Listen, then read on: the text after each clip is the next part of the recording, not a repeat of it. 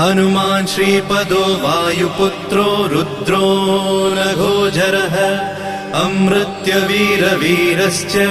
ग्रामवासो जनाश्रयः धनदो निर्गुणः शूरो वीरो निधिपतिर्मुनिः पिङ्गाक्षो वरदो वाग्मी सीता शोकविनाशकः शिवः शर्वः परो व्यक्तो व्यक्ता व्यक्तो धराधरः पिङ्गकेशः पिङ्गरोमा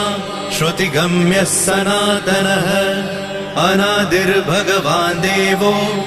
विश्वहेतुर्जनाश्रयः आरोग्यकर्ता विश्वेशो